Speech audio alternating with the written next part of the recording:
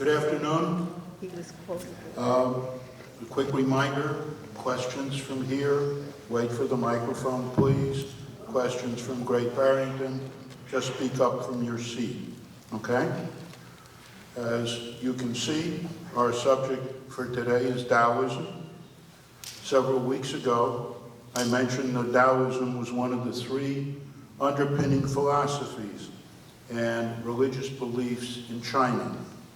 Today, this ancient belief is undergoing a pretty significant revival in China. Dao refers to the philosophy of Lao Tzu, who is believed to have been a contemporary of Confucius in about the 6th century BC. He preached a retreat from civilization to nature in order to attain harmony with the natural forces of nature. The more current Taoist thought, which began somewhere around the 2nd century AD, defines Taoism as a mixture of magic and religion, within which some of the original Lao Tzu's mythicism has been submerged under borrowed aspects of Buddhism and primitive nature worship. The antiquity of Taoism and the different ways it is dealt with in various classes and regions and cultures makes really for an elusive object for us in the West to grasp hold of. We're again fortunate to have Professor Christopher Coggins from Bard College at Simon's Rock to lead us through this philosophy and some of its esoteric spiritual practices, popular beliefs, and culture. For any of you who may have missed my introduction of Professor Coggins at his earlier lecture, let me say he's the professor of geography and Asian studies at Bard College at Simon's Rock. He received his PhD from Louisiana State University, and he's a deeply appreciated friend and a significant contributor to our OLLI program. Professor Chris Coggins.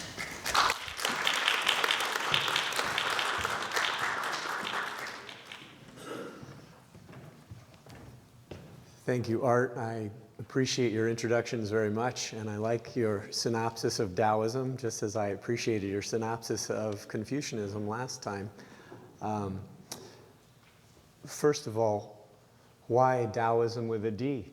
Well, you've seen it as Taoism a lot, which is supposed to be pronounced Taoism. That's a different transliteration system, a different romanization system, an older one called Wade-Giles. And so you'll see it spelled Taoism or Taoism. It's always supposed to be pronounced Taoism. This is the pinyin system with the D. That's a system that was developed in China. So I hope that alleviates any confusion that you may have about that. So as I go, I want to give you some time to ask questions, especially when we get to sections of the text, the Daodejing, and then we'll move on. And I want to make sure there's time at the end as well to have more discussion this time. Back to something that you may recall from our last talk on Confucianism, the spectrum of agency, a kind of framework that I started to develop in preparation for the last talk so that we could start thinking, we could start applying the cognitive science models and how they can give us a different framework for thinking about religion. And I really want to try to do this again with Taoism today. And so if you look over at the right-hand side of this spectrum and think about religions or ideologies, belief systems in which consciousness or agency is exclusively human and neurologically based. I put modernism under that side, or under that side of this spectrum. The individual as a rational actor, the assumption of a uniquely human consciousness, and the individual as an autonomous agent.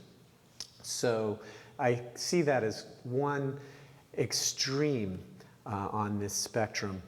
if you think back to Professor Josephson's discussion of the hypersensitive agency detection device, HADD, this notion that in evolutionary cognitive terms, humans are especially fine-tuned to try to locate agency out there in the world and to understand what's going on, and then to attribute agency or consciousness or intentionality to things in the environment, and that is a very advantageous thing to do in evolutionary terms, given the fact that we're so poorly equipped physically in many ways to make a go of it in the various environments in which humans settled or tried to adapt. That cerebral development, reading the landscape, reading the environment became very advantageous, and also to find agency, to find meaning in it. Then the argument from cognitive science is that predisposes us to attributing personhood and intentionality to things that may, from a scientific perspective, lack those qualities. And so another term, CPSA, the notion that humans culturally create superhuman agency or imagine superhuman agency in that environment. And so on the right-hand side of the spectrum, we have this rejection of that notion in modernism and scientific rationalist kind of ideologies.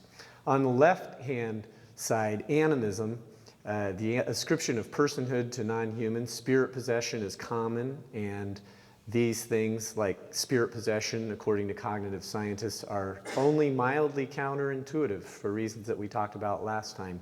That spirit possession is very common, and that people are available to be possessed. And in those situations, the hypersensitive agency detection system is robustly manifest, and this ascription of a superhuman agency is robustly manifest, that we see the world as inhabited by other persons, essentially, that have powers. So, we can think of Western traditions like vitalism, the belief in a vital force, monotheism, polytheism, pantheism, the belief that God is in the world, in the case of pantheism, as being in between and playing along different parts of this spectrum. If we think about the Chinese tradition, and we think about CPSA, for instance, culturally postulated superhuman agency, then we have Tian, again, the cosmos. Sometimes this caused a little bit of confusion last time. Sometimes Tian is translated as heaven, and that's really misleading for us as Western readers, because we think of heaven as this cloudy place inhabited by angels. But in the Zhou dynasty, when the concept of Tian becomes the culturally postulated superhuman agency, it is a non-anthropomorphic agency of the cosmos, an order that is immanent in the cosmos. And that becomes a really critical operative principle for the debates that emerge in the Zhou dynasty in the 6th through 3rd centuries before the Common Era. And so thinking about the competition in the late Zhou, in the period of the 100 schools of thought, we have legalism over on the right, Confucianism kind of toward the middle, and Taoism kind of over toward the left. Legalism, if you recall, emerges from Confucianism, and you have Confucians like Xunzi who are arguing that, yes, people have all these religious beliefs, but it's all false. It's really, there aren't any spirits out there. And an early social scientist, Xunzi, he's saying people are just, they do this because they need the solace, they need the comfort. But we know better than that. And so the legalists decide, who come out of this Shunzian Confucian tradition, the legalists decide that the most important thing is political order and law, and that you have to really punish people or reward them in a sort of massive behavior modification scheme for political order. And that becomes the basis of the Qin dynasty, and that's the first empire that develops in China in 221 BCE, right? And only lasts 15 years. Confucianism is a much kinder, gentler form of governance and a kinder ideology, in the sense that Confucianism recognizes rituals as essential for human social order. And so it really does become the pattern for governance in China from the early Han Dynasty, 202 BCE, all the way to 1911. Again, recognizing propriety, ritual, kindness, benevolence, human-heartedness is the thing, the glue that holds society together. That it has to be manifest from the government down, right, to the 5 relationships between ruler and subject and father and to son and husband to wife and older brother to younger brother, friend to friend, that we have to have benevolence to hold us together. And so in terms of agency, there is this idea of Tian, a social or a cosmic order. And we can have society harmonize with that order, okay? Taoism, further over on that line. And there are many Taoisms, and that's why, as Art was suggesting, this is a complicated assemblage of ideologies and practices. But it starts out in that environment of this discussion of Tian, cosmic agency, non-anthropomorphic. We're not talking about monotheism, but we are talking about a non-theistic belief in a cosmos that has a power and an order that we can only barely understand but must try to follow, according to Taoists.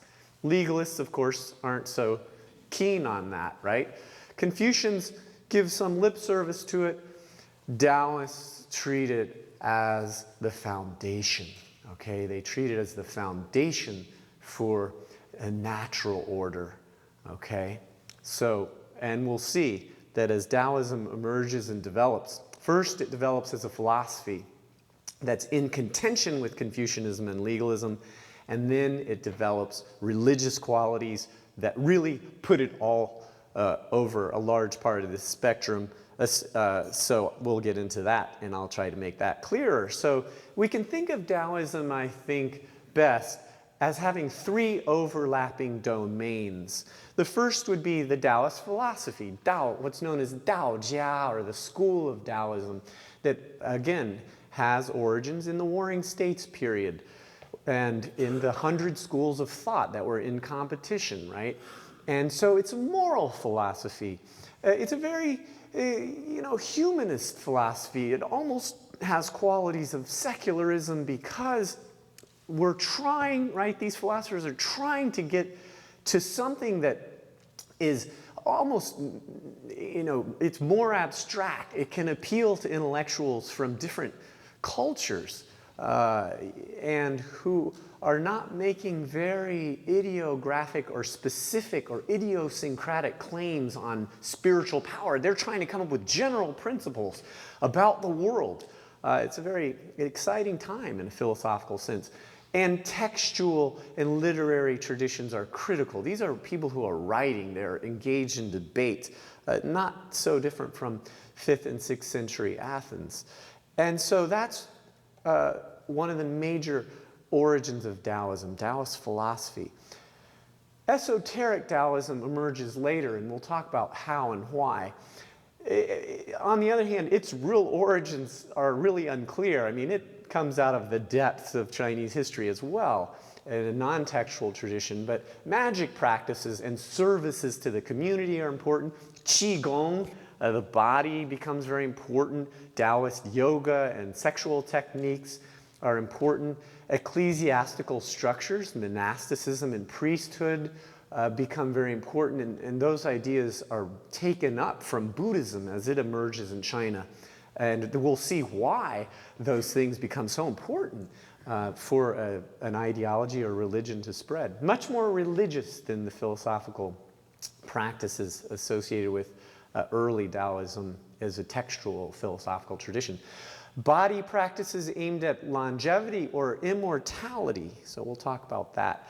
And then folk Taoism is a third domain or set of practices. And so if esoteric Taoism is called Xian Dao, that Xian, that first character that you see, refers to, it has a person on the left side, that's a radical on the left side of the first character, and mountain, Shan, on the right side. And that means a sort of mountain-dwelling, wizard-like figure, a person who's engaged in magical practices or trying to become a spirit or a saint or immortal and immortal.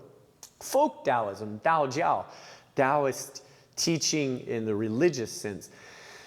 It's really a religion of the people, communal rites and rituals, meaning that everyone periodically engages in them in a non-professional way, whereas esoteric Taoism provides you with a whole priesthood and ecclesiastical system.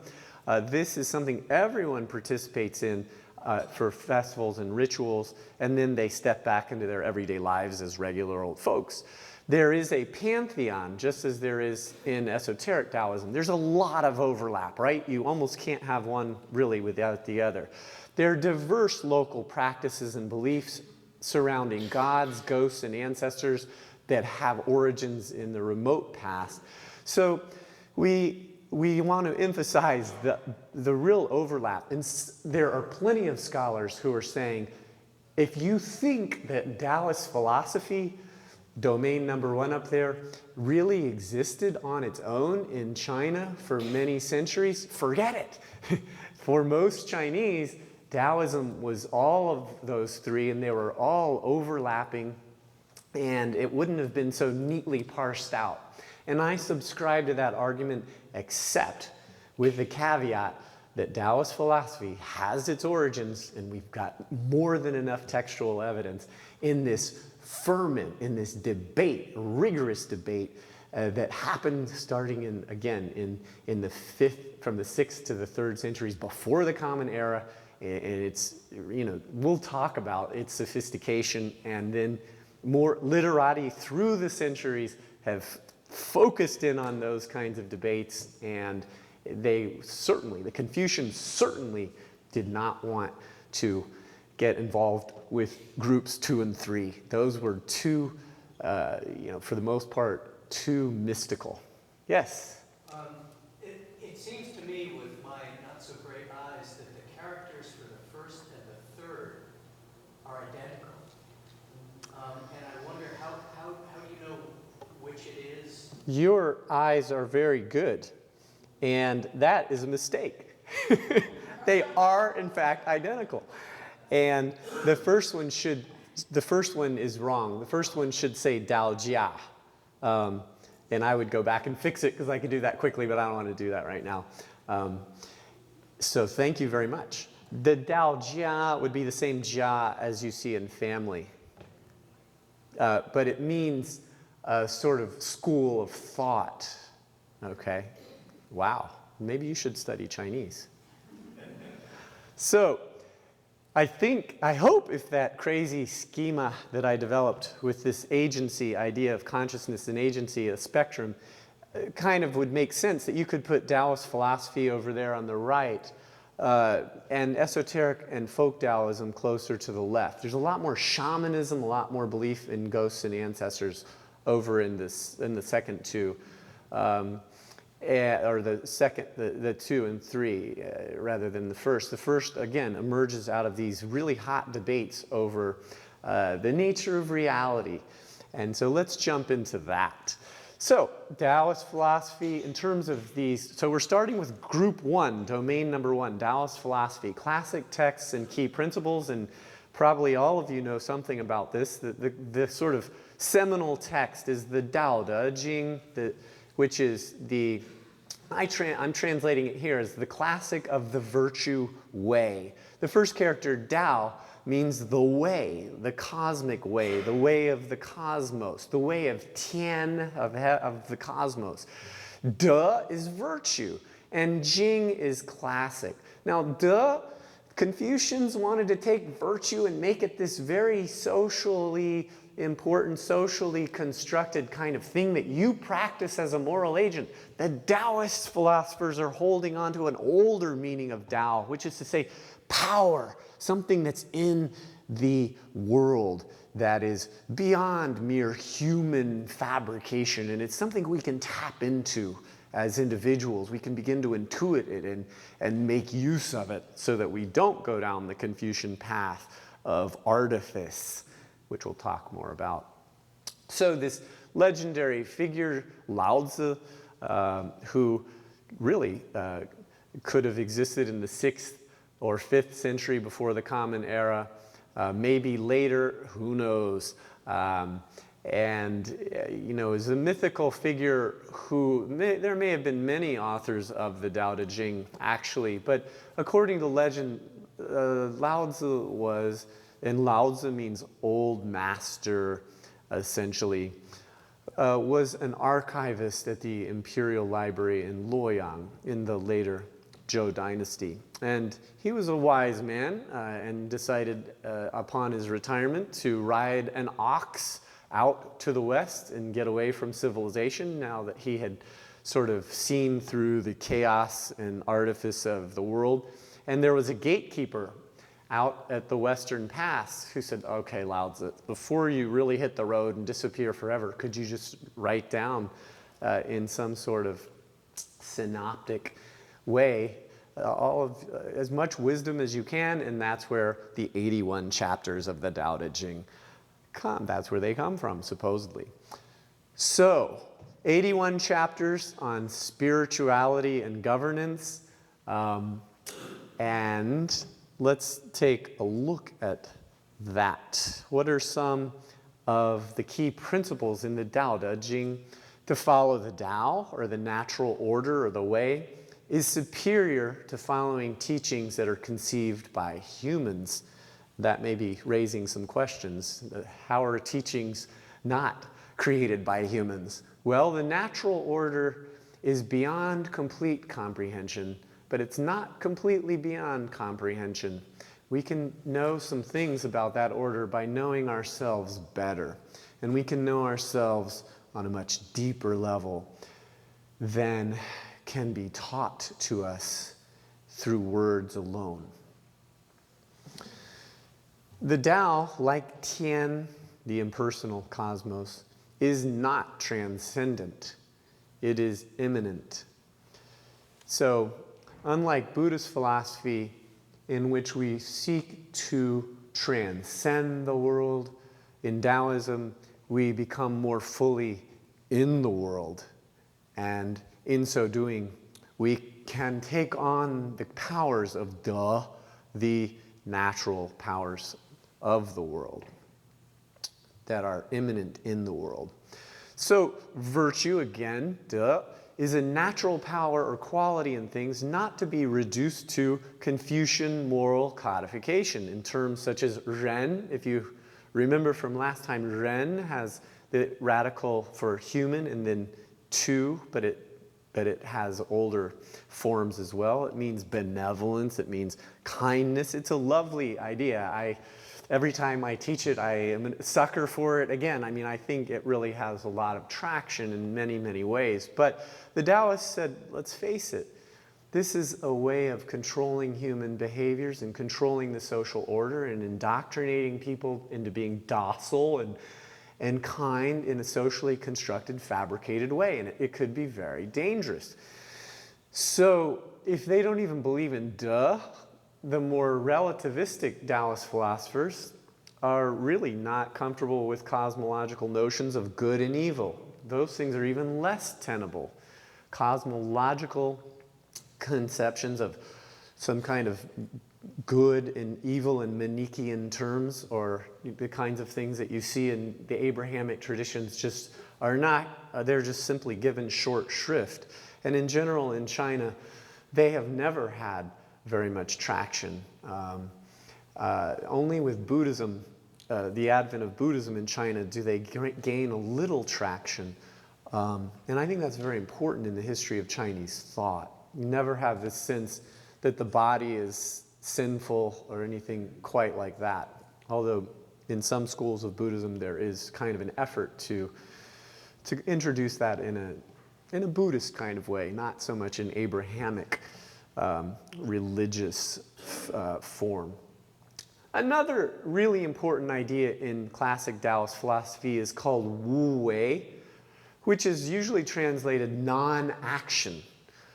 We could also conceive of it as harmonious action, not acting upon things to alter them when you really don't fully understand them most of the time, but acting with things in order to facilitate a kind of harmonious order, a natural order that will it will redound to your own benefit and to the benefit of others, and also will certainly not make the difference between you and others the sort of central concern. It's quite the opposite. You'll work in harmony, in kind of a communion with other things and other people.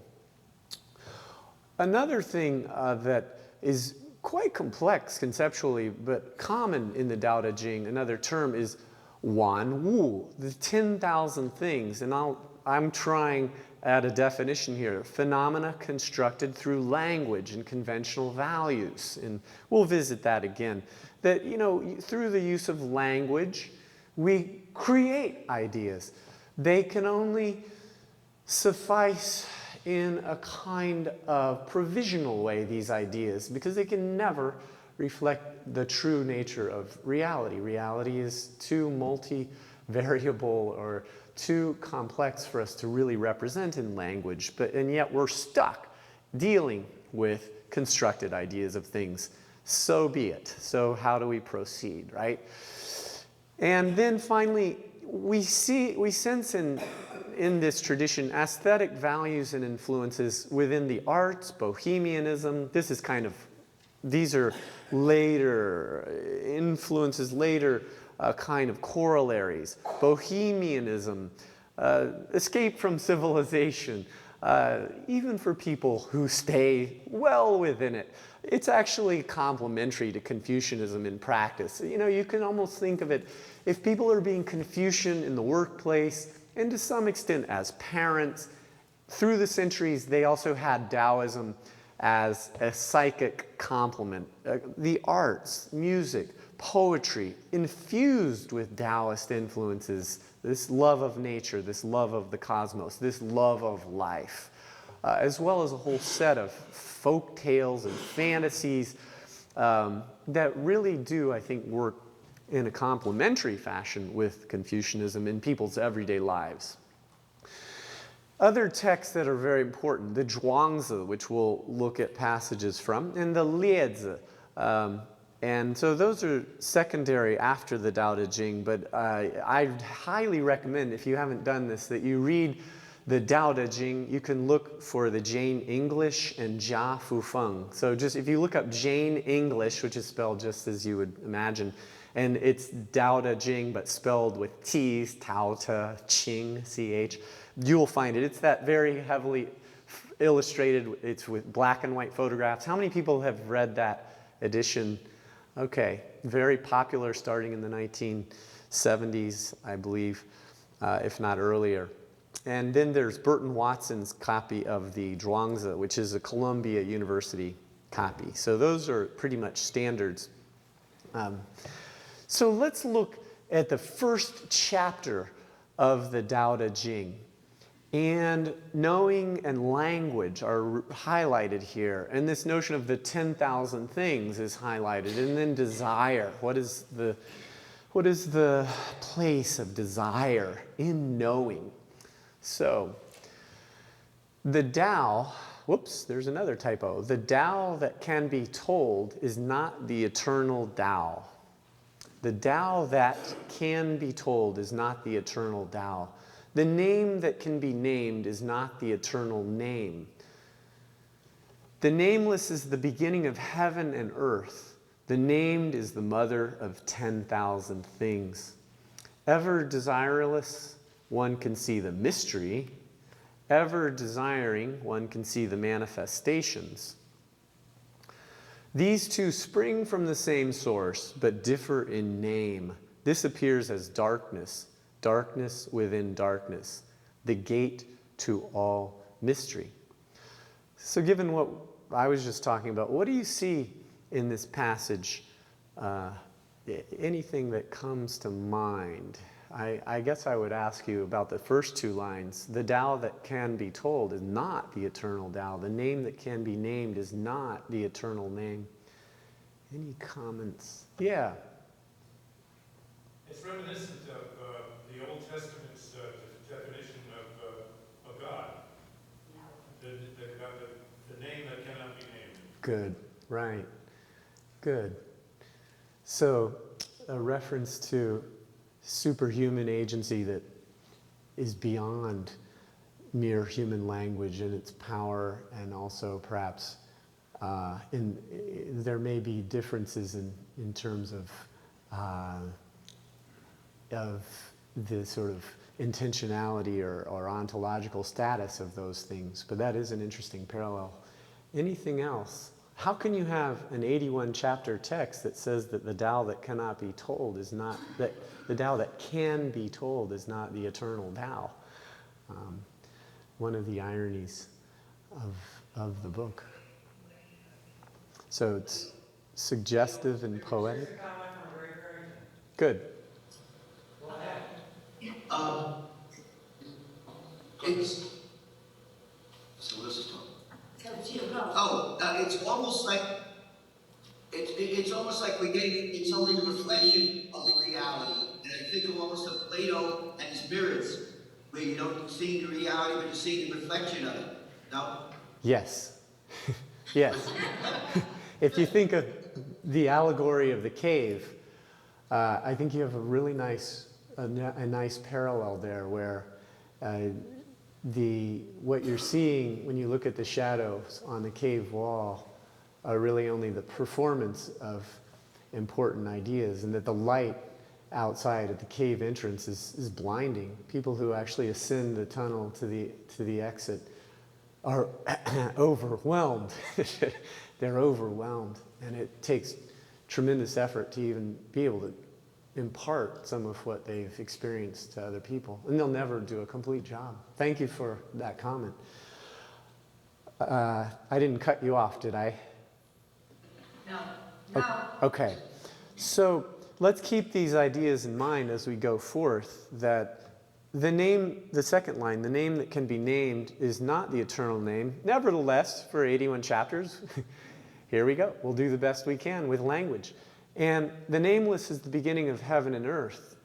And the named is the mother of 10,000 things. So again, the named, that which we can discuss, that which we can cognize in our sort of normal modes of thinking, are, I think, like Kantian phenomena, in the sense that they are what we can deal with, but they don't necessarily give us a full apprehension of noumenal ideas, things that may be more in the realm of a kind of deeper reality, if you will.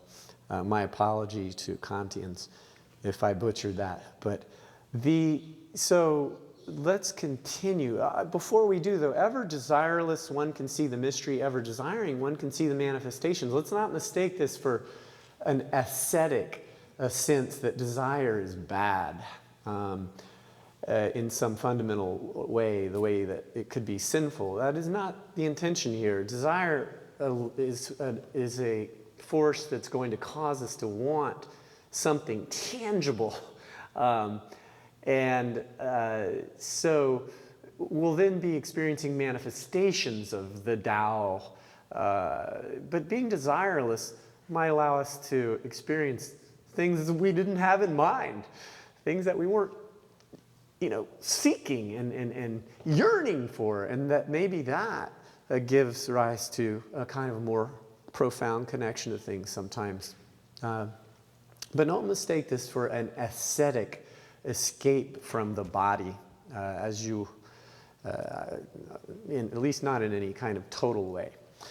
Relativity, this is the chapter 2. We're dealing with questions of relativity, the relativity of values and conceptions, that they can't exist without being relative to other things. I mean, philosophically, this becomes really important in post-structural philosophy and in the last 30 years in the West.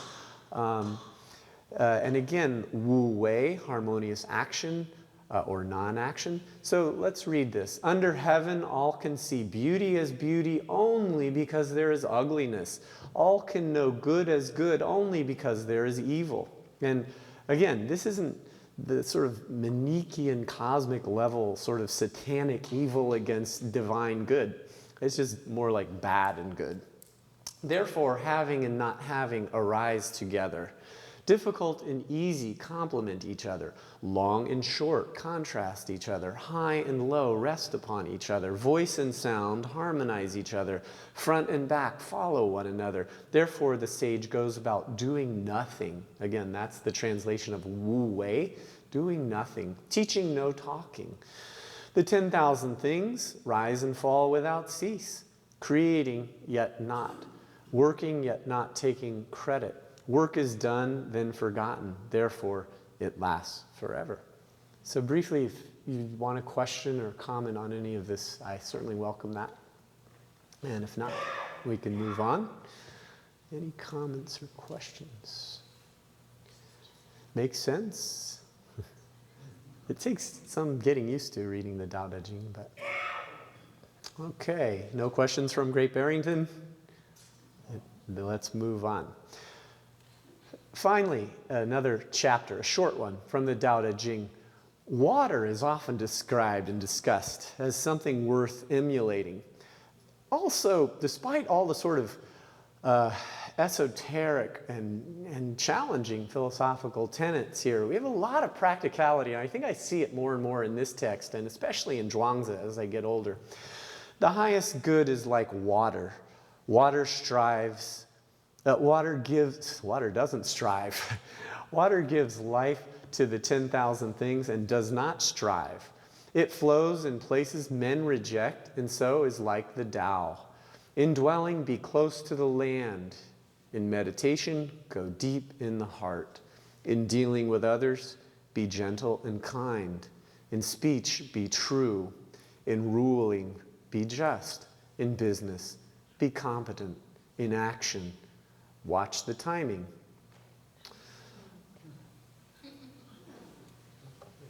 Any questions on that or comments? Yes? It brings up Confucianism. Yes. Yes. So, why? In what way? The seeking for perfection of the individual in a way to live in the world and knowing oneself in the way that Confucianism seems to lead us toward. Certainly, there is a concern for this world and for our conduct, as in Confucianism. It might not be as idealistic and sort of perfection-seeking as Confucianism, but it is a high standard to meet, and it's very practical. Not the kind of relativism that you would associate with radical ideas about the meaninglessness of everything and sort of a high, sort of turn tail and run kind of approach. Quite the opposite. Engage, be involved, but do so in terms that are based on an understanding that is more profound, perhaps than people can even teach you fully. So, and that's quite different. That part's quite different from Confucianism, but I'm really glad that you made that connection. In Zhuangzi, we'll see a little bit, well, I won't spoil that. So let's keep going forward and think about Zhuangzi. Zhuangzi, another mythical figure.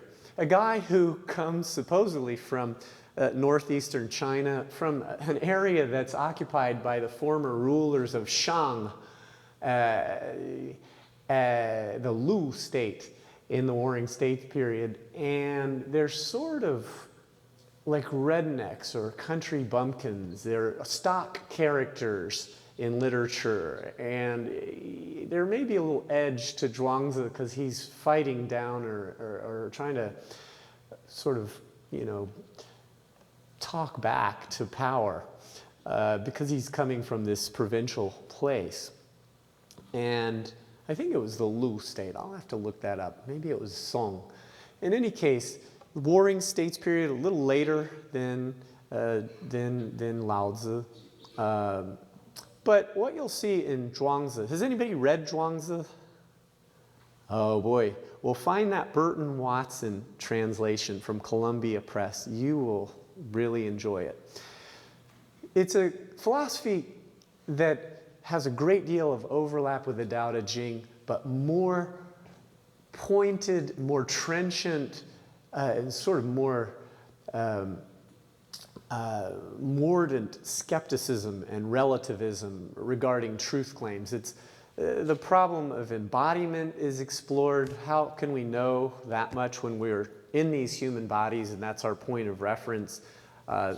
It is the problem of indoctrination is critiqued, as in the Daodejing, but more pointedly, again, more ruthlessly. The question of experience. These are fundamental human biases. How can we really say anything about anything when we're so constrained by these factors of embodiment and cultural training and limited experience? You know, how can you make truth claims about things when you are merely a person? There is what I'm calling an emancipatory irreverence in Zhuangzi that's lovely.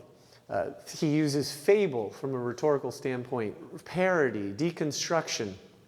If you think of Mark Twain's statement that a discriminating irreverence is the creator and protector of human liberty, Zhuangzi really, really fits into that kind of mode. Emancipatory in the sense that if we could free ourselves from all the garbage that we've been taught, we could really be free. We could really virtually fly across the surface of this earth through this lifetime. And flying is a constant kind of metaphor used in Taoist writing. But we could really enjoy this life if we could break free of all of the constraints of our anxieties, which are basically handed to us by others. And so as an idea, an example of Zhuangzi's relativism, in this case the relativism of what we are, what is our status as beings, ontological relativism. This is the most famous quote from Zhuangzi, right? Once Zhuangzi dreamt he was a butterfly flitting and fluttering around, happy with himself and doing as he pleased. He didn't know he was Zhuangzi. Suddenly he woke up and there he was. Solid and unmistakable Zhuangzi. But he didn't know if he was Zhuangzi who had dreamt he was a butterfly or a butterfly dreaming he was Zhuangzi. Between Zhuangzi and a butterfly, there must be some distinction. This is called the transformation of things. So, how many people have heard that or read that quote before or some variation on it? Okay, all right. Well, I read that last sentence in this sort of pompous voice because Zhuangzi loved to create these grandiose sounding statements and texts, names of texts that apparently never existed because he's parodying scholarly writing and saying these stuffy, pompous, bombastic scholars go around saying things like that all the time. And so when you read Zhuangzi, you really have to read with a careful eye because he's joking around a lot. And you have to look for those things. But there are plenty of statements that are really, I think, instructive. Let's look at another piece of Zhuangzi, another small excerpt. Your life has a limit, but knowledge has none. If you use what is limited to pursue what has no limit, you will be in danger. If you understand this and still strive for knowledge, you will be in danger for certain. If you do good, stay away from fame. If you do evil, stay away from punishments. Follow the middle. Go by what is constant. And you can stay in one piece. Keep yourself alive. Look after your parents and live out your years. It's a little strange. Your life has a limit, but knowledge has none. If you use what is limited to pursue what has no limit, you'll be in danger. That sounds really anti-enlightenment in so many ways. And my students always struggle with that. You see statements like that in the Daodejing too. In the Daodejing, it actually says, if you just kind of feed people, stuff their bellies and get ideas out of their heads, everything would be better off. And my students say, what is all this anti-intellectualism about? And they have a good point. I mean, I'm not going to sit here and try to defend a 5th century or 3rd or 4th century text, and say, oh, but. However, there are different sort of understandings of this, and sometimes scholars of this problem will say, well, a lot of the knowledge they're talking about is Confucian knowledge. And it's viewed as highly artificial by Taoist philosophers.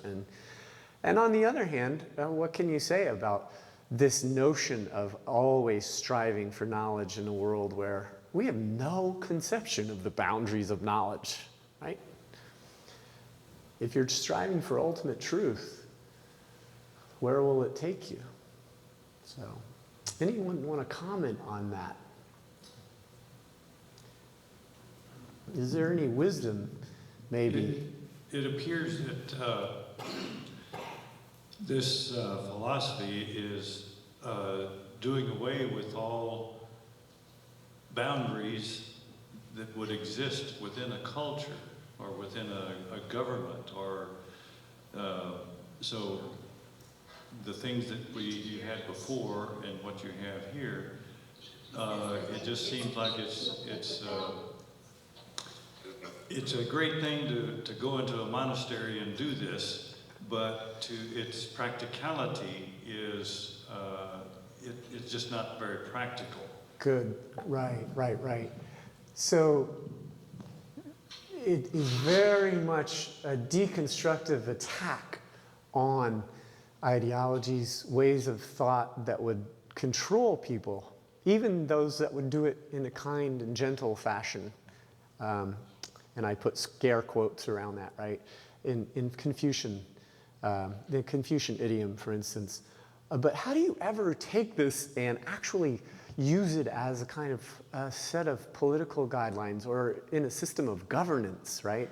And so what's fascinating is the notion that in the Daodejing, there could be half of the book is aimed at governance and how to govern and how to use Wu Wei as a mode of governance. And Wu Wei, the characters appear in one of the buildings in the Forbidden City as a sort of ideal because it is believed still, not still today necessarily, but through the centuries that there were these ancient rulers who the Confucians also reference in early Zhou, who could, or even earlier than the Zhou, who could do things like sit facing south and all would be in order because they were suffused with duh. They could just merely sit actionless facing south in meditation and the kingdom would be in order. But how does this work? How does it function? As you get in, you enter the Iron Age in the Zhou dynasty and you have multiple states that are at war with one another. How could you possibly capture the hearts and minds of very different peoples and create an imperial system?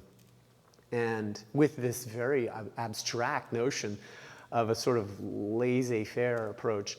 But interestingly, you see arguments like this emerging later on in economic theory. If you're familiar with Friedrich von Hayek's economic theories, neoliberal theories of capitalism, there is sometimes those writers will invoke this kind of notion that you have to have an emergence of order from individuals up This isn't a perfect sort of, it's not perfectly commensurate with what this Taoist philosophy is saying, obviously, but that you can't impose order from above. So we still see sort of comparable or at least relatable arguments about our own social systems and ideologies today. We could maybe get into that later. We'll see how the time goes. There are a couple of other examples from Zhuangzi that help us understand Taoism as a philosophy. One is the parable of Cook Ting, and Zhuangzi describes how one of the regional leaders visits one of the regional lords visits a butcher, a really famous butcher named Cook Ting. And Cook Ting is using his meat cleaver and hacking through the carcass of an ox. And he just does it with just tremendous skill, and the meat just comes falling off of the bone.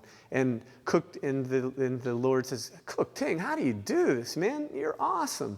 And Cook Ting says, well, and I haven't even sharpened my knife in 30 years. Most of these butchers, they just hack it at the bones of the meat, and they have to replace their knives every year or so.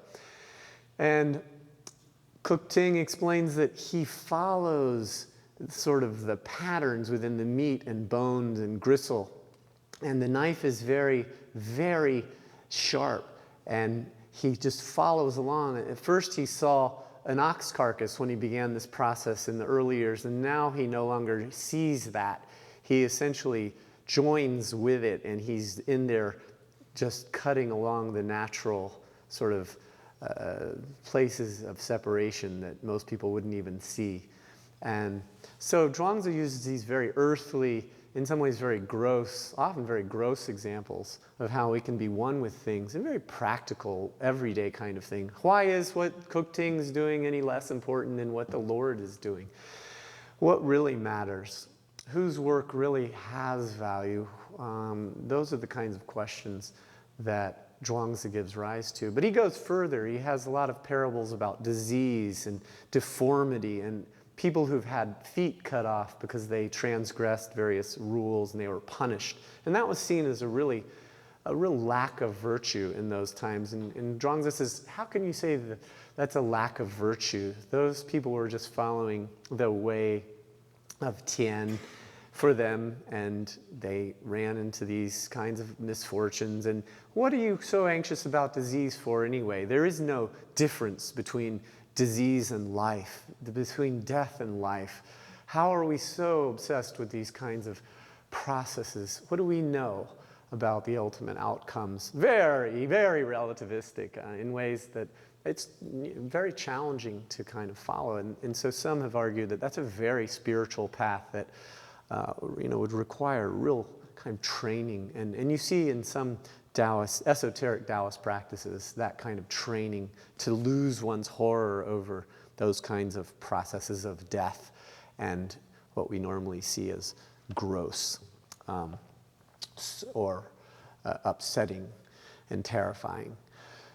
I think I'll leave off on that and head into a second domain of Taoism, esoteric Taoism, Shen Dao. And again, this is this practice that emerges really because of the question that you're positing. This abstract philosophy based on texts, how can people follow this on a sort of everyday basis when the vast majority of people are illiterate in China, for one thing? An important part of the answer is in the Han Dynasty, which lasted from 202 BCE to 220 of the Common Era. Confucianism was the preeminent philosophy. It was the state cult. It really took a hold. And however, at the end of the Han, China was in chaos. As I said in the first talk, he bi, fun bi, he, when we're united, we have to fall apart. When we fall apart, we have to reunite. Well, this is one of those periods of chronic chaos and long-term chaos and disunification, if you will. Really problematic warfare, starvation. And so at this time, Buddhism enters China as well. And there were Taoist millenarian sects sects that were trying to appeal to larger groups of people, including non-literate people, and borrowing from Buddhism certain features, temples, monasticism, a pantheon of gods. And so Taoism becomes a religion in a more formal, structured sense that you can see in the landscape and go immerse yourself in and become part of. So sects develop, ecclesiastical systems with, as I say, with priesthoods and professional Taoists who are called black hats because they wear black caps and have all sorts of insignia. There are public rituals that they provide. Yes, there are esoteric learnings, but this articulates with society at large through rituals that are provided, ritual services that are provided by the professional priesthood. And so there's a lot of overlap with local religious practice. At the same time, the internal, the esoteric part of this involves alchemy, the quest, unlike the quest in the West for secret of creating gold, there's an attempt to find the secret of immortality. Life is good, let's try to live forever. There's internal alchemy and external alchemy, meaning alchemy associated with ingesting external products, plant parts, animal parts, minerals, cinnabar, something developed from mercury, and I can't remember what other compounds, but this periodically kills people, including some emperors. But the effort is to attain immortality, and when an emperor died from it, oh, it worked, look, he's moving on, he's becoming an immortal. But this leads to Chinese medicine, this deep involvement with developing a pharmacopoeia based on wild plants and animals, develops into a large body of knowledge. And internal alchemy is based more on meditation, on what was called Qigong, harnessing the Qi or vital energies through meditation, through sexual practices in some cases, to become healthier and more vital, the kind of the vitalistic practices we're talking about here are related to a number of different traditional Chinese martial arts and meditation practices, some of which come from India, actually, and are connected to tantric practices in India. So the quest for immortality and longevity is very important. And I'll mention just 5 major schools of Xian Dao, of ecclesiastical Taoism. The Heavenly Master sect is a significant one because it is developed from what's called the 5 bushels of rice or 5 pecks of rice, which was a rebellion, a millenarian cult at the end of the Han Dynasty that tried to develop a theocratic state based on Taoist philosophy. So everyone carried a Daodejing, and they tried to implement the Daodejing as a political philosophy in Sichuan province. And that cult didn't last long, about 45 years, and then it was usurped or crushed by another political order out in Western China. But it lived on as a school of Taoism called the Tianshi, or Heavenly Master cult. They still have a leader that's supposed to be a descendant of the first leader, who's kind of like the Taoist Pope. His formal name is Zhang Daoling, and he is in Taiwan. The incarnation of Zhang Daoling is in Taiwan today. Their base in China is in Jiangxi province in southern China. The Ling Bao is also interesting in the sense that it developed from what was called the Yellow Turban Rebellion, another millenarian rebellion in the late Han in that period of disorder.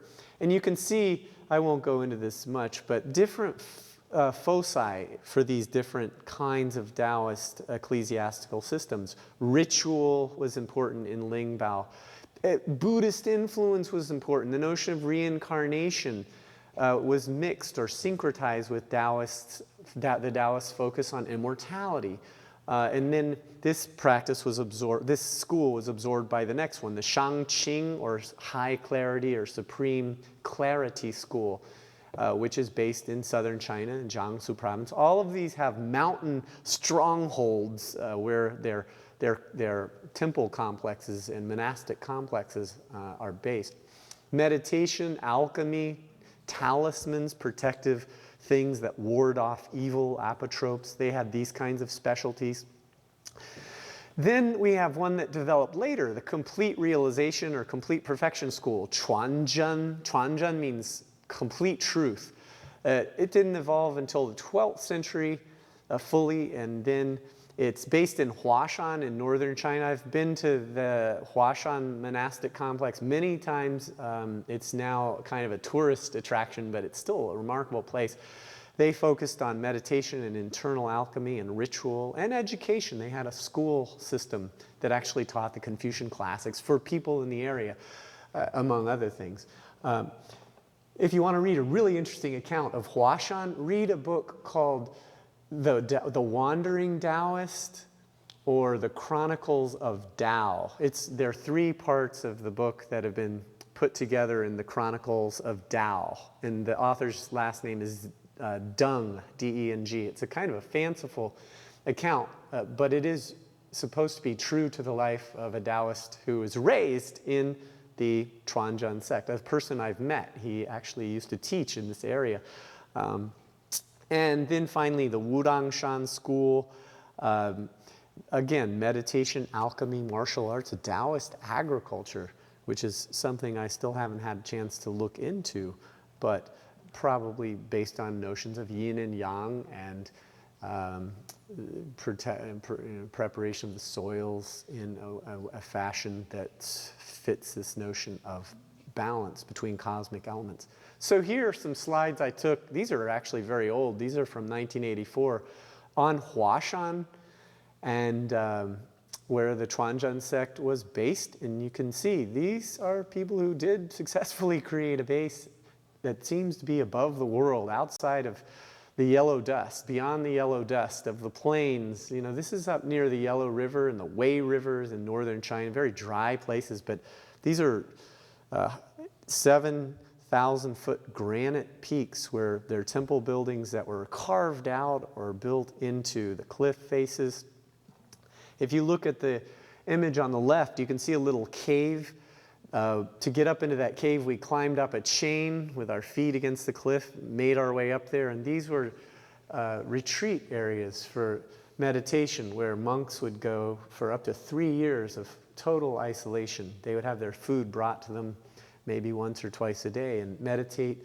These are beautifully described, these experiences in the book by Dung, The Wandering Taoist. There's a student of mine on the right who's in the cave looking down the gorge. And here are some other scenes from Huashan. On the left is a Taoist priest, a person who told us, well, we're kind of like museum caretakers here. If you really want to find the action in terms of esoteric Taoist teaching, go over in those mountains over there where there are no tourists. They've got some things going on. And there's a big revival of Taoism in China right now. But in any case, you can see his leggings and his headgear, not very formal, black hat, but in any case, he's looking the part somewhat in a sort of informal way. You can see there is a cliff in the next slide over, next image over. You walk out along this narrow pathway carved out of the cliff, and then you can go into a cave. I remember going in there in 1984 and playing the bamboo flute with a friend of mine, and just, wow, it was just beautiful. But in 99, when I took students to this area, I sort of climbed down a metal ladder. You can see that in the lower central figure, down toward another cave. But I chickened out. I wasn't roped in or anything, and there was a missing rung in the metal ladder, so I decided not to die that day and headed back up. But this landscape is just spectacular. It matches the mission of the monastery, or what used to be a monastery, phenomenally well. Any questions before we go on? All right, let's hold off until the end. In this quest for immortality and longevity, this is a diagram that shows you the kinds of and vitalist systems that were focused upon in arts like Qigong, mastering the qi flow in the body. Qi is flowing through the landscape, in the air, and through the body. There's a continuity of ourselves in our world. There's no separation. And so we bring this into our body. If we're training, then this is just an illustration of what's called the Ren channel. The Ren channel starts below the navel and runs along the abdominal cavity to the throat and then to the lower jaw, where it goes around the lips and spreads up to the eyes and branches.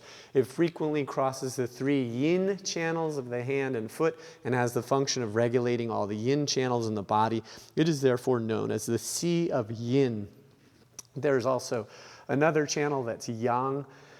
This is obviously deeply connected to things like meditation, but also acupuncture and also sexual practices in which males didn't ejaculate when they had orgasm, but would harness and store the qi that was built up. And there were ideas about a shun feng, or divine wind, a spirit wind that floods the body. And so a lot of sort of exotic sounding and esoteric practices around this notion that you could really store qi. And to lose sperm was seen by those kinds of Taoists as really, really deleterious to one's health, because sperm is called jing. It's considered a vital essence too.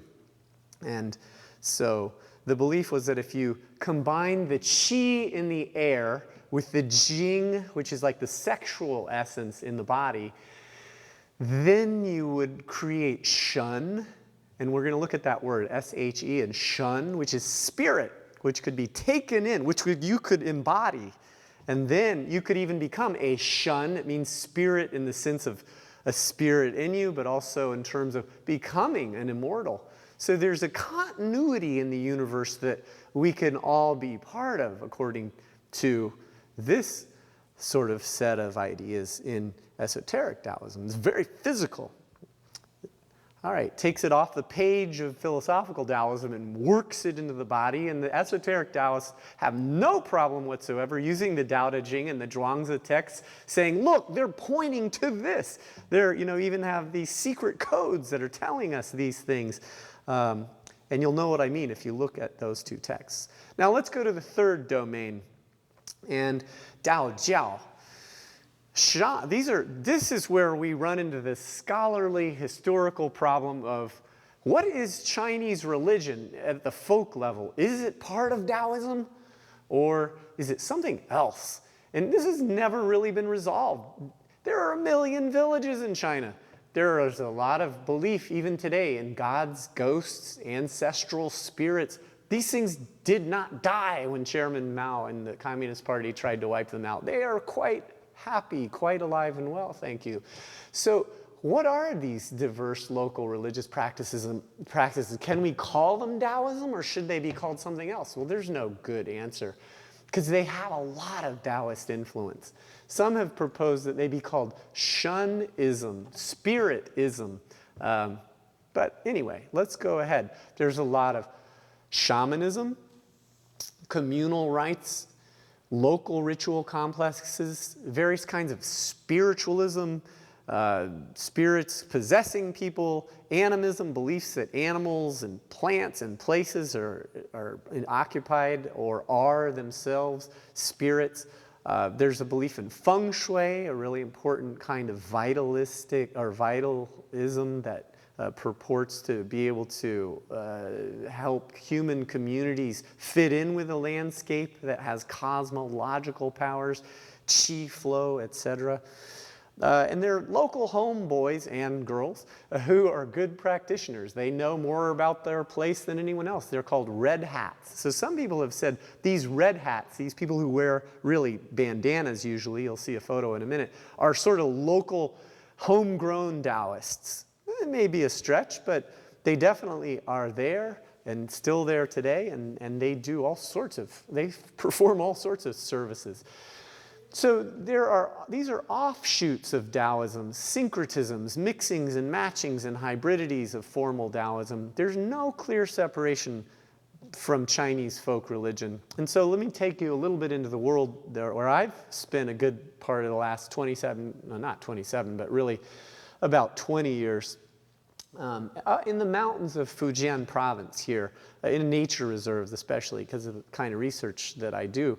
This is the Meihuashan Nature Reserve. There's a rhesus macaque on the left from Wuishan Nature Reserve out in the mountains of western Fujian. So religion in the village landscapes in everyday life. Here's a village that when this photo was taken had no roads. You had to walk in and out of it more than an hour. All the houses are made of rammed earth or old planks from these trees that are related to the redwoods. It's called Majia Ping. Surrounded by forests, people are growing rice. In the lower part of the photo, bamboo, which is the most economically important crop at that time in the 90s, and then growing mushrooms in that flat-looking shed in the middle, which is made of bamboo, very much living off of the mountain resources. And so what is this Chinese, rural Chinese religion especially? You know, you find it in cities too, but the community religions, gods and temples. Thompson, who's written a classic text on Chinese religion, calls it an unsystematic pantheon. The question of whether it's Taoism or spiritism of some other kind. Deities rise and fall according to Ling or spiritual power. In other words, in local sort of religious politics, if you've got that certain, I don't know what, that certain sort of mojo, you'll survive as a spirit. Those things are very contingent on local conditions. Ling, what works spiritually, magically. So specialization in power rather than origins or titles becomes important. Identifies the deities as individuals. They're not personifications of abstract virtues as in the Greek pantheon, but more like human officials who grant or withhold favors within their own limited jurisdictions. This is over, obviously, way over on that left side of the spectrum of agency, where there are gods in the landscape. There are beings, spirits all over the place you need to reckon with. And the vast spiritual bureaucracy is well organized on paper, but most people do not care about such formalities. Now, this is an interesting feature we haven't talked about. This cult develops the idea, and this is widespread in China, that after death, you do go into an afterlife where there are people in charge, spirits, who are very much persons, and they're actually bureaucrats, they're officials, and you need to bribe those people just like you do in real life. And so, and also you need to help your spiritual, your ancestors, because they will then help you. And so this is why Chinese people routinely burn paper money to their ancestors, and they offer food, and they offer, in Hong Kong, I've seen people taking big mansions and airplanes on the ferry out to the island where they live, where they're going to burn those because they want their ancestors to be happy and wealthy. And they want, because if their ancestors are happy, they're going to be happy, right? It's like the saying, if mama ain't happy, ain't nobody happy. Well, it's if the ancestors aren't happy, everybody suffers. And here's, we'll get to why in a moment, but there are hundreds of local gods and goddesses as well as demigods. After apotheosis, these historical figures are noted for their bravery or virtue, and they're also venerated and honored as ancestral saints or immortals known as xian, or heightened to the status of deities or shun. So the way this works in this ghost and ancestral cult is when you die, the first character is Po. That is like the yin part of you, more bodily and more like the dregs and the solid part. The Hun, the next character, is a more ethereal yang part. And then the Gui is a ghost that is more Po. It's more earthy and solid. And Shun is the potentially great spirit who's more Hun or ethereal and light. If you have an ancestor who dies and you don't make offerings to that spirit and they're unhappy, they're going to be more Po, which means they're going to be more Gui, more like ghosts. And ghosts are dangerous. I was going to walk out to a village, from one village to another in 1994, and 2 local villagers were going to guide me and one of my Chinese co-researchers. And they said, we will not send a guide individually to take you guys there because we then have to come back. And someone just saw a ghost on that trail. And so we need 2 people to come back. Well, I'm not coming back alone. They said, you saw a ghost. Well, what did it look like? And they said, well, it was naked. And I said, wow, was it male or female? And he said, wow, you couldn't really tell. But who cares? The thing is going to terrorize us.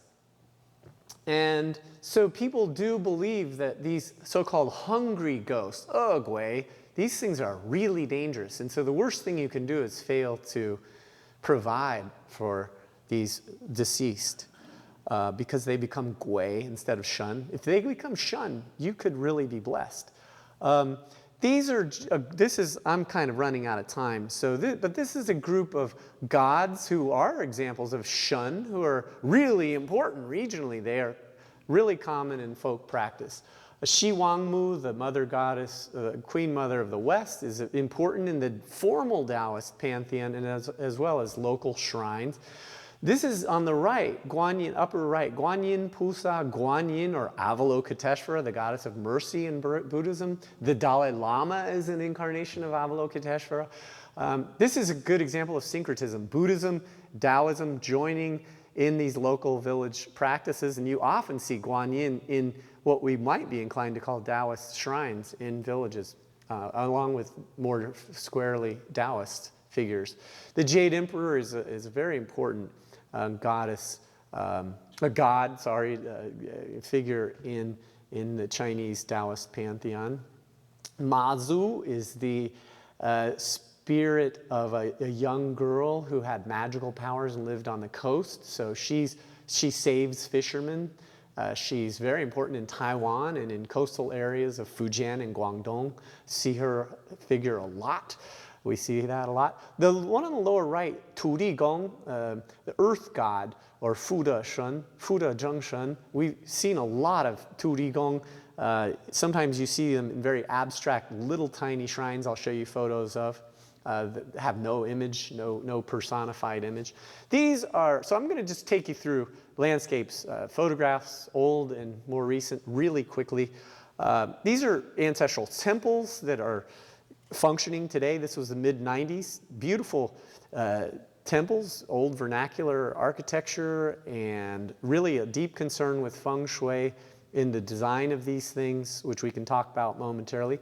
These are bridge temples, which are in really remote areas, places where they're not only functioning to help you get across the stream, but also the building helps you, provides escape from the elements, and there's shrines inside of them. So you can see on the lower right that someone's standing at one of those shrines in the middle of that temple, and of course they're Taoist icons, figures, God figures at those shrines.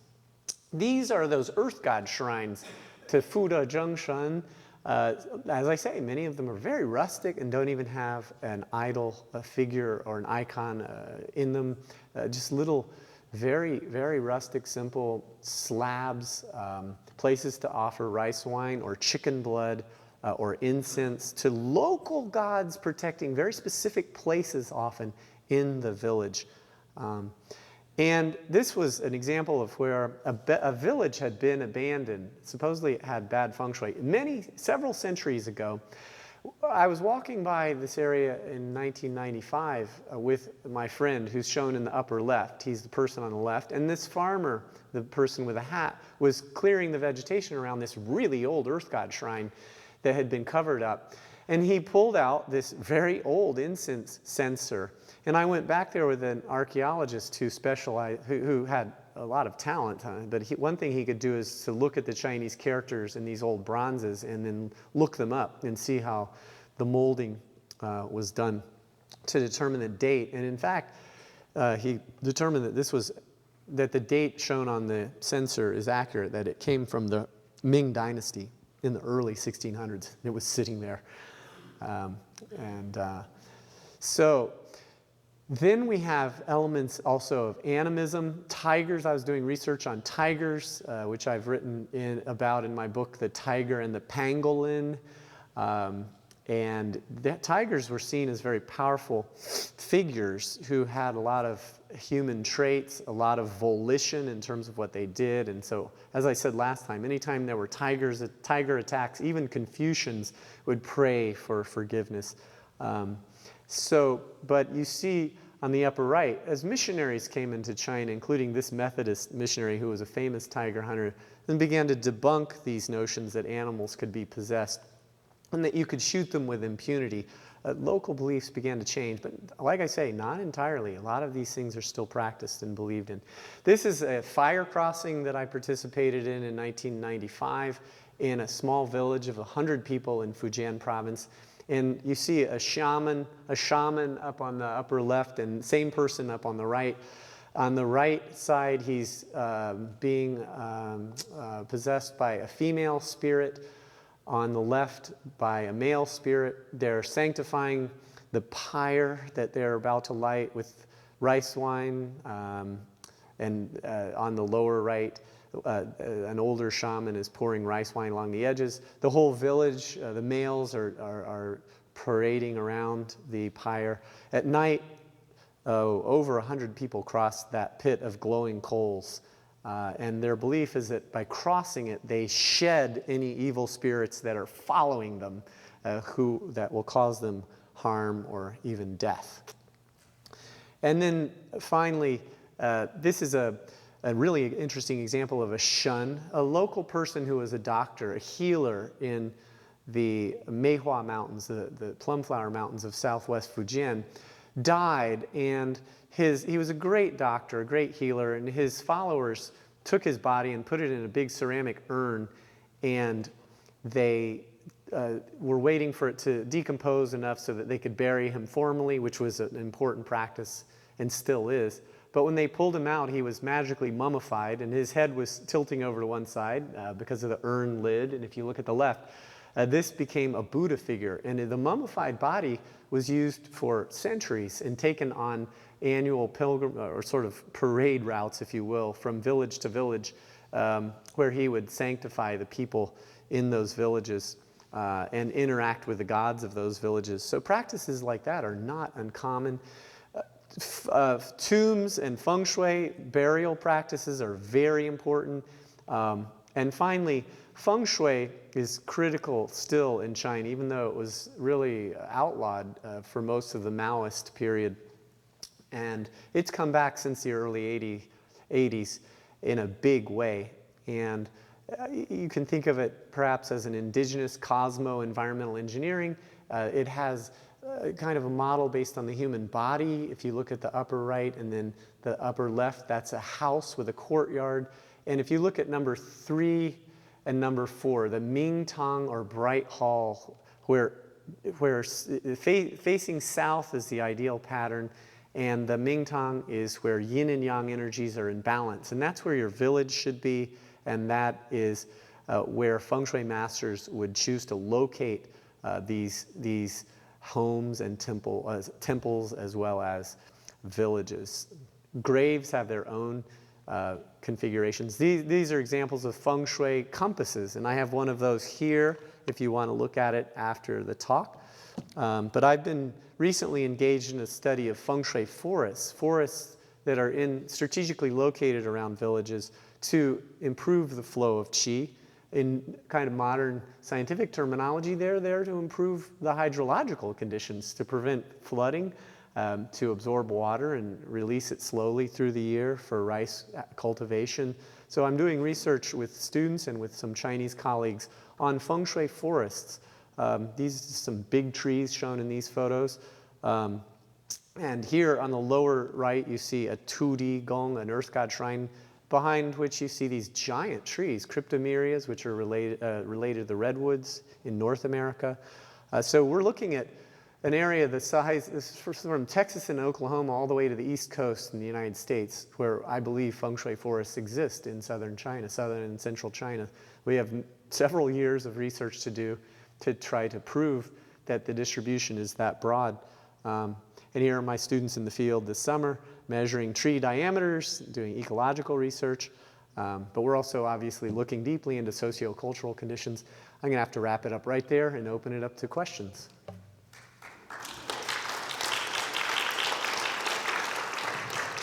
Question right there. Go ahead. And here comes the mic.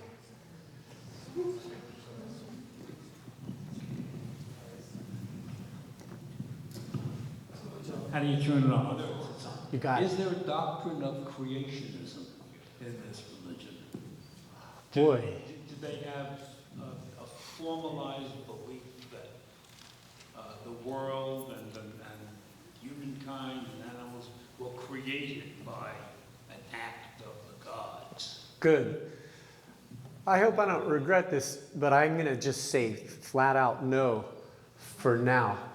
Because, and this is a great, I really, it's a wonderful thing to contemplate, but there's no telos for Taoists, philosophers. There's no end game, right? There's no teleology as there is in the Abrahamic religions, generally speaking, right? So there is no, in creationism you have this notion of a divine plan and intelligent design. I'm trying to think of the correct term that creationists use. But no, things are much more open-ended. Any other questions? And I'll say, in China, Darwin is a big hit. Interestingly, in the United States, if you look at the figures on how many adults do not believe in Darwinian evolution, it's astonishing. In something like 37 countries that were surveyed, we come out second to last, just in front of Turkey, in terms of the number of people who actually subscribe to Darwinian evolution. I don't think, and I don't want to propagandize or whatever, but I really do think that in China, people don't have difficulty with an idea like creationism, for reasons I hope are obvious from my talk. But anyway, not creationism, I'm sorry, evolution, the opposite of what I just said. They don't have problems with the notion of evolution. It doesn't weird them out, if you will, because of what I hope you understand why that would be after this talk. Other questions? Yes?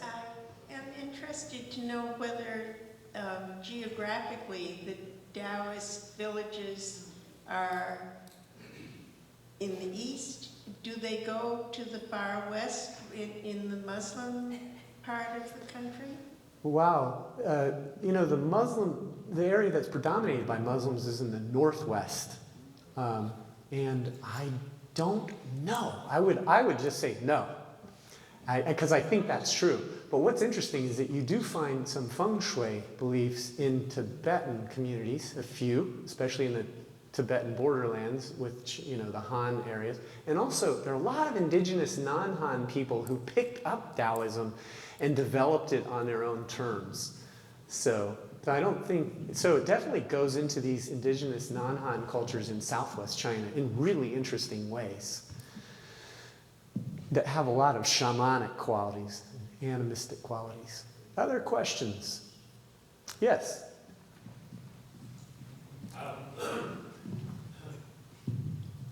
Is there anthropomorphism with respect to the gods, the local gods, and do they resemble any of the features of the Buddhist hierarchy? There's a lot of anthropomorphism in relation to local gods in that whole Chinese Shun cult. And they do pull in what's called Pure Land Buddhist qualities, where in sort of older Buddhism you didn't have a concern with gods. In monastic early Theravadan Buddhism, as you'll learn if you don't already know, it wasn't a great thing to be a god, because it's better to be a human, because humans suffer and they can therefore have compassion and therefore they can be enlightened. So gods aren't such a great thing. But in East Asia, when Buddhism spread to East Asia, there are numerous types of Buddhas and they're all gods, virtually. Paul Neyman will explain that. And so, yeah, there's a lot of similarity and overlap with that type of deification, that you see in East Asian Buddhism. Maybe one more question? Okay. That's it. All right. Thank you.